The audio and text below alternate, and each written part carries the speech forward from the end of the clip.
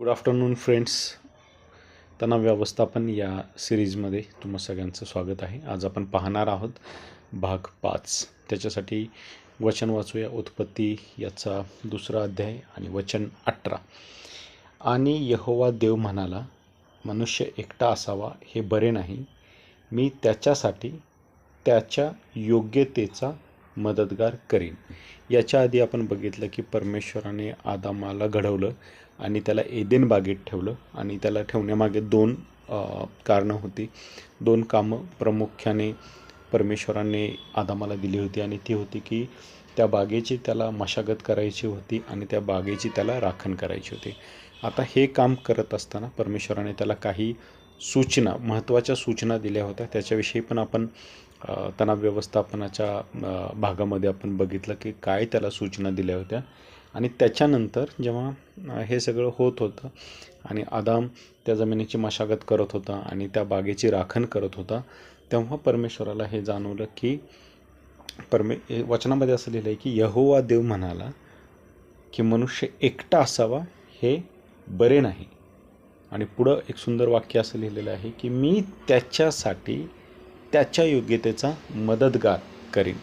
तर जेव्हा आपण ऑफिसमध्ये म्हणा, कॉर्पोरेट लेवलला किंवा कुठेही काम करत असताना, इवन घरामध्ये जेव्हा आपण काम करत असतो आहे, आपण हे बघितलं पाहिजे की जो आपला सहकर्मी आहे, जो आपल्या कामामध्ये आपल्याला मदत करतो आहे किंवा आपल्या हाताखाली जी लोकं आहेत ज्यांची मदत आपण घेतो आहे, ते कशा प्रकारची लोकं आहेत, काय त्यांना एकदा सांगितल्यानंतर किंवा व्यवस्थित सांगितल्यानंतर त्यांना कळतं आणि आपल्या एक्सपेक्टेशनप्रमाणे ते काही काम करतात का? जर ते करत असतील तर डेफिनेटली आपला जो तणाव आहे तो कमी होईल. आणि म्हणजे जे काम त्यांना आपण दिलेले आहे त्याच्यामागे आणखीन आपल्याला परिश्रम किंवा आपल्याला त्याच्याविषयी जबाबदार राहणं किंवा त्याच्याविषयी चिंतित राहणं हे होणार नाही. याच्यापासून आपण वाचू. पण जो सहकर्मी आहे, ओके, इथं मदतगार लिहिले, जो मदतगार आहे त्यालाच जर आपल्याला वारंवार सांगावं लागत असेल आणि वारंवार सांगून देखील अपेक्षेप्रमाणे जर काम होत नसेल तर आपला जो तणाव आहे तो आणखीन वाढणार, तो कमी होणार नाही. आपलं काम आणखीन वाढतं आहे. कारण की एकच गोष्ट आपण बऱ्याचदा समजावून सांगतो आहे आणि त्याचा रिझल्ट समजावून सांगितल्यानंतर देखील त्याचा रिझल्ट जो आहे तो योग्य येत नाही आहे. त्यामुळे ऑफिसमध्ये काम करत असताना, घराच्या बाहेर काम करत असताना, इवन घरामध्ये पण जेव्हा काम आपण करतो तेव्हा ह्या गोष्टीला आपण कसं समजू शकतो? योग्य मदतगार म्हणजे नेमका कसला मदतगार की जो आपलं काम हलकं करेल, आपल्या एक्सपेक्टेशनचं जे लेवल आहे त्या लेवलला तो काम करेल. जे आपण एक्सपेक्ट करतो आहे ते आपल्याला तो त्या कामातून म्हणजे ते काम पूर्ण करून देईल. तर अशा पद्धतीचा मदतगार असणं गरजेचं आहे. पुढं जर आपण वचनामध्ये बघितलं तर याच्यामध्ये वचन 20मध्ये म्हणत आहे की आणि आदामाने सर्व गुराढोरांना व आकाशातल्या पक्ष्यांना व सर्व वन्यपशूंना नावे दिली, परंतु आदामाला त्याच्या योग्यतेचा कोणी मदतगार मिळाला नाही. पृथ्वीवरती मनुष्य म्हणून आदाम हा एकटाच होता आणि जे जीवजंतू किंवा जे पशु किंवा पक्षी जे बनवले होते ते त्याला सूट होत नव्हते. ते त्याच्या म्हणजे स्त्री आणि पुरुष असं नव्हतं कॉम्बिनेशन.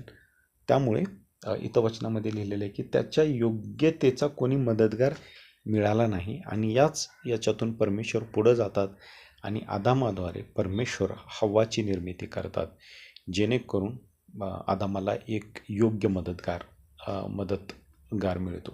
तर या वचनामध्ये जसं आपण बघू शकतो आहे की योग्य मदतगार असणं हे खूप गरजेचं आहे. ओके, जर योग्यतेचा नसेल किंवा जे काम आपण अपेक्षित करतो आहे ते काम होत नसेल तर आपला तणाव कमी होणार नाही. त्यामुळे जेव्हा आपण काम करत असतो, इवन आपल्याला जर कोणी मदतगार नाही आहे, समजा तुम्ही एखाद्या लेवलला काम करताय पण तुमच्याकडे कोणी असिस्टंट नाही आहे किंवा कोणी मदतगार नाही आहे, तर तुम्ही तुमच्या ऑथॉरिटीजला सांगू शकताय की मला एक असा माणूस हवा आहे जो योग्य प्रकारे माझ्या कामात मला मदत करेल आणि जेणेकरून आपलं काम दुप्पटपटीनं आपण आणखीन काही प्रोजेक्ट्स करू शकतो आहे, आणखीन काही आपण कामं करू शकतो आहे. पण जो मदतगार आहे तो योग्यतेचा असणे हे खूप गरजेचं आहे. तर जर तो त्या योग्यतेचा असेल तर डेफिनेटली त्याच्या मागे तो जी कामं करतो आहे त्याचा मागचा आपल्याला विचार जास्त करावा लागणार नाही.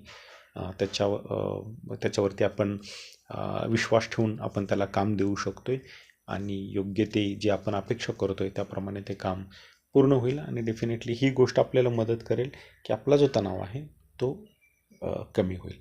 पण जो मदतगार आहे तो पूर्ण योग्यतेचा असणं गरजेचं आहे. धन्यवाद ऐकण्यासाठी.